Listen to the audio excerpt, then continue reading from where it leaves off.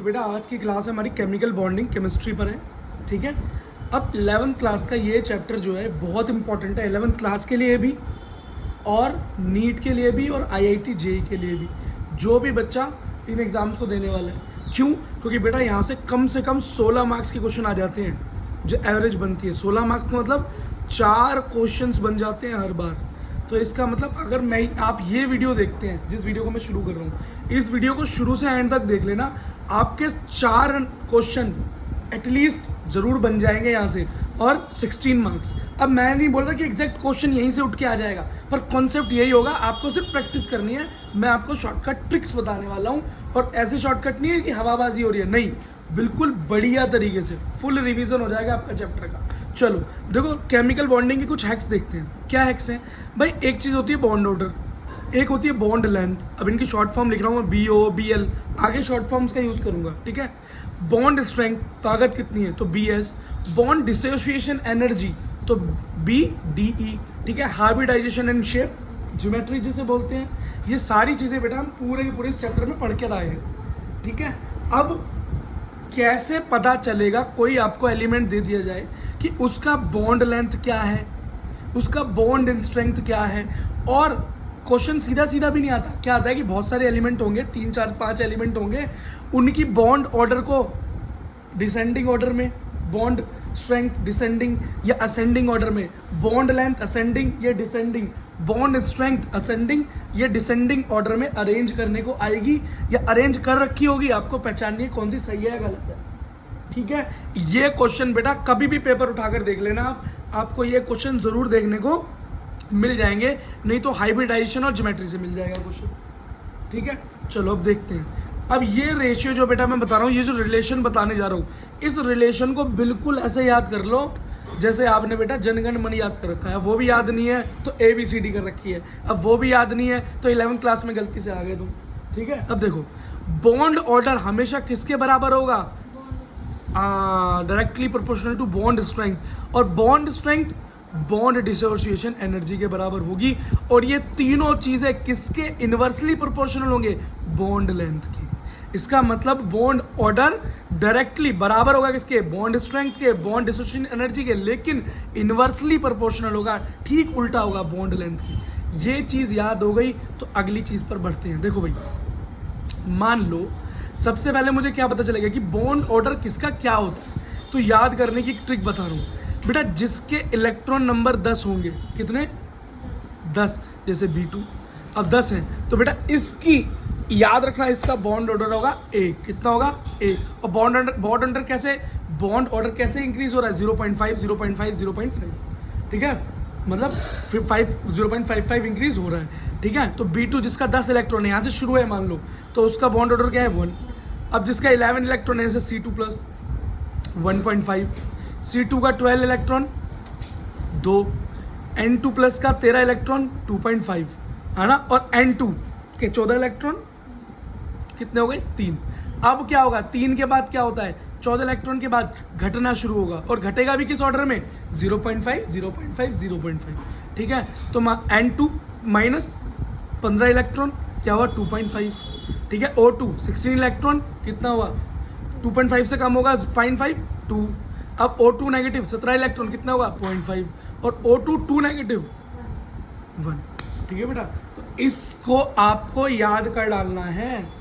अब बोलोगे भैया ये भी याद करने ज़रूरी है क्या? नहीं, देखो ये याद करने ज़रूरी नहीं है, मैंने सिर्फ एग्जांपल दिया है कि ये अब देखो, कम से कम आपको 20 से 25 कम से कम एलिमेंट्स के नंबर्स याद होने चाहिए।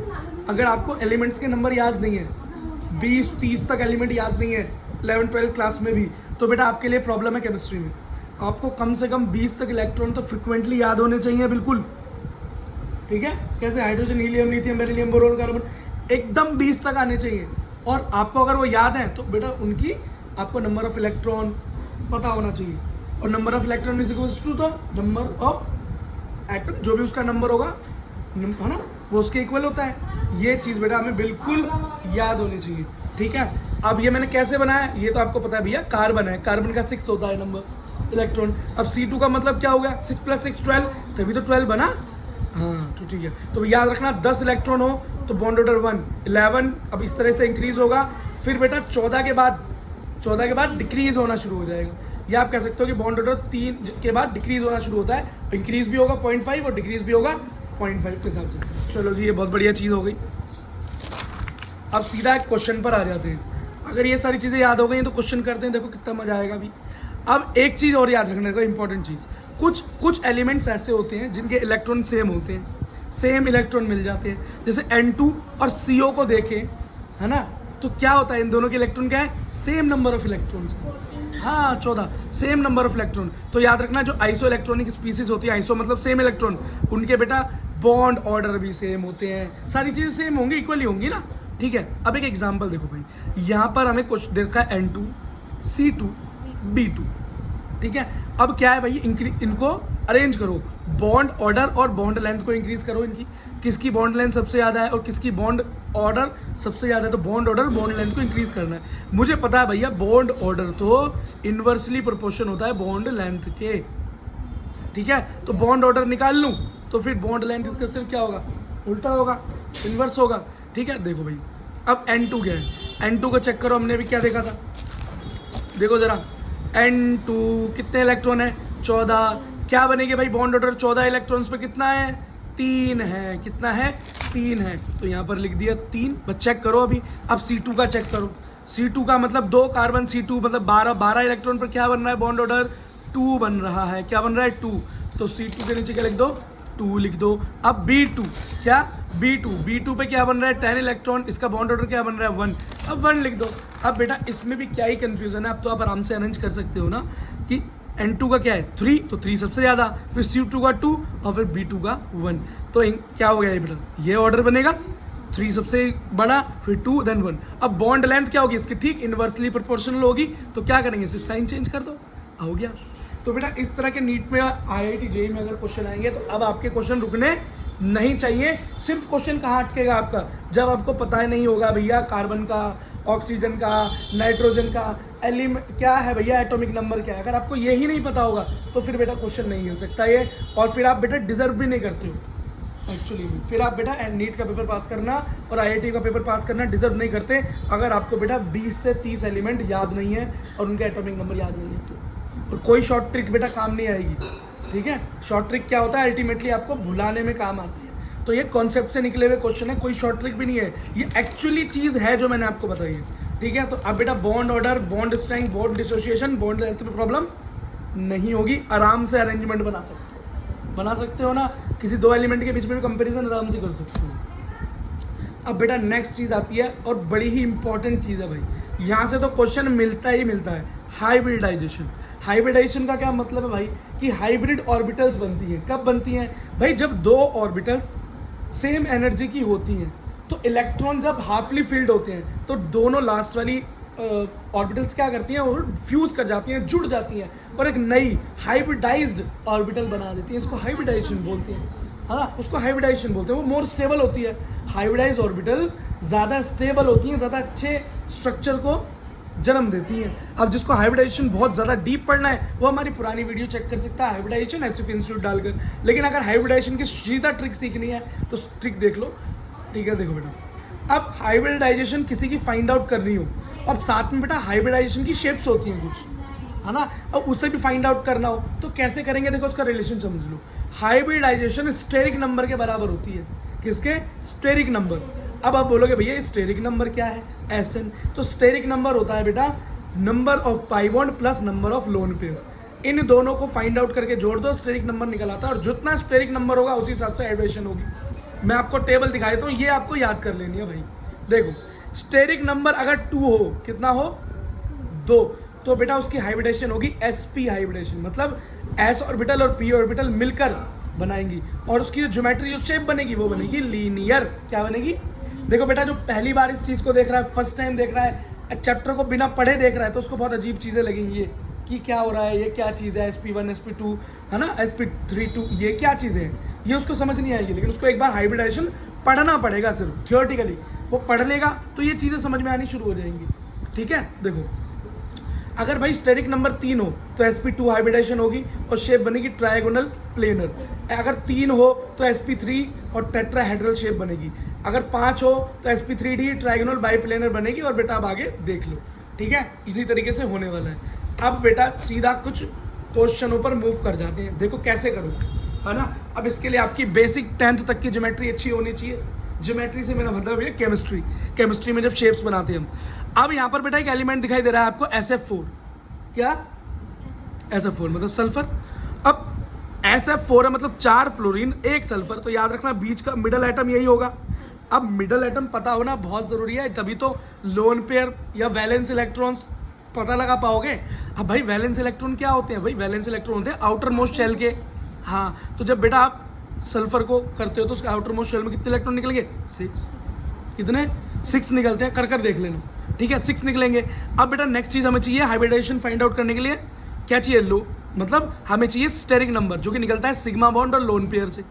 तो पहले सिग्मा बॉन्ड फाइंड करें फिर लोन पेयर पता चलता है। बेटा सिग्मा बॉन्ड क्या होगा, जितने भी इलेक्ट्रॉन सेंट्रल एटम को घेर कर रखते हैं, एटम्स, ठीक है, अब 4 एटम घेर के रखे हैं तो 4 सिग्मा बॉन्ड बनेंगे। बहुत सीधा तरीका है ये, बहुत आसान तरीका है सिग्मा बॉन्ड फाइंड करने का। क्या बोलोगे भैया, सेंट्रल एटम को जितने भी और एटम घेर कर रखेंगे जितने भी, उतना ही हमारा क्या हो जाएगा, सिग्मा बॉन्ड हो जाएगा। 4 ने ये रखा तो सिग्मा बॉन्ड कितने हो गए, 4 हो गए। अब भाई ये 4 सिग्मा बॉन्ड इस वैलेंस इससे, अब ये जो फ्लोरीन घूम रहे हैं ये इस सल्फर से जुड़ रहे हैं ना, इसका एक एक इलेक्ट्रॉन ले लेंगे ना, तो जब 6 में से 4 चले जाएंगे तो बचेंगे कितने इलेक्ट्रॉन, 2 इलेक्ट्रॉन बनेंगे। और 2 इलेक्ट्रॉन कितने पेयर बनाते हैं, एक। भाई चप्पल में कितने एक जोड़ी चप्पल में कितनी चप्पल, 2 चप्पल मिलकर कितनी जोड़ी बनाती है, 1। तो 2 इलेक्ट्रॉन जो बचे इस 6 में से, इन 4 को निकालने के बाद कितना बचा लोन पेयर, 1। अब बेटा स्टेरिक नंबर कैसे फाइंड करोगे, सिग्मा बॉन्ड कितने हैं, 4, लोन पेयर कितने हैं, 1, कितना निकला, 5। और जब स्टेरिक नंबर 5 होता है तो क्या कंडीशन बनती है, चेक करो भैया, स्टेरिक नंबर 5 हो तो बेटा हमारी हाइब्रिडाइजेशन बनती है sp3d और हमारा शेप क्या बनेगा, ट्राइगोनल बाइपिरामिडल। लो जी खत्म हो गया क्वेश्चन, मिनट से पहले क्या हुआ, मिनट से पहले क्वेश्चन खत्म हो गया। अगर आपको बेटा इसका सेंट्रल एटम मालूम पड़ा, और वो तो आराम से पता चली जाएगा, कम वाला सेंट्रल होता है, याद रखना, ठीक। अब उसका एटॉमिक नंबर भी पता होना चाहिए। अगर एटॉमिक नंबर पता है तो फिर बेटा उसको 1s2 2s2 इसके अंदर बांटना भी आना चाहिए। अगर वो भी नहीं आ पा रहा तो भैया KLMN में बांटना सीख लेना। अगर वो भी नहीं कर पा रहे तो बेटा आपने गलती कर दी साइंस लेके, ठीक है। अगर इतनी छोटी बात भी नहीं याद आ रही तो बेटा मेहनत करो, इन सब बेसिक चीज़ों को सीखो, ये एडवांस चीज़ें हैं। अब एडवांस चीज़ों के अंदर मैं क्या बता रहा हूँ बेटा, शॉर्ट ट्रिक, जहाँ से क्वेश्चन बनना ही बनना है। मेरी बातों को बुरा मत मानना बेटा, लेकिन बात में सच बोल रहा हूँ। अगर बिना सीखे आगे बढ़ोगे तो कुछ भी नहीं कर पाओगे, सिर्फ कोर्स कंप्लीट कर पाओगे, क्वेश्चन अटेम्प्ट नहीं होगा।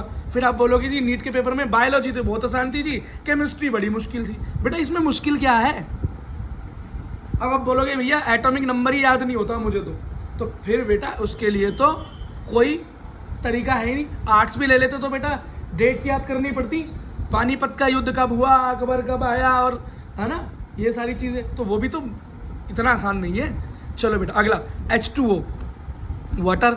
अब खुद बताओ बेटा इसमें सेंट्रल एटम कौन होगा, जो कम होता है तो ऑक्सीजन इसके अंदर सेंट्रल एटम होगा ना, ठीक है। हाँ अब भैया ऑक्सीजन के वैलेंस इलेक्ट्रॉन होते हैं 6, कितने होते हैं, 6। क्या होता है भाई ऑक्सीजन का एटॉमिक नंबर बोल,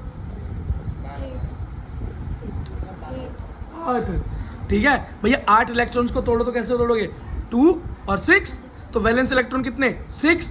अब याद रखना पाई बॉन्ड क्या होते हैं, जो उसको घेर कर रखते हैं। अब अगर एक ऑक्सीजन को कितने लोगों ने घेर रखा है, 2 हाइड्रोजन ने, तो 2 सिग्मा बॉन्ड हो गए, 2 सिग्मा बॉन्ड हो गए। अब 2 सिग्मा बॉन्ड हो गए, अब ये दोनों हाइड्रोजन ऑक्सीजन जुड़ेंगे, इसका एक इलेक्ट्रॉन खा जाएंगे ना, ले लेंगे ना अपने आप को कंप्लीट करने के लिए। तो 6 में से 2 इलेक्ट्रॉन चले गए, तो बेटा कितने इलेक्ट्रॉन बचे, 4। और 4 इलेक्ट्रॉन कितने पेयर बनाएंगे, 2।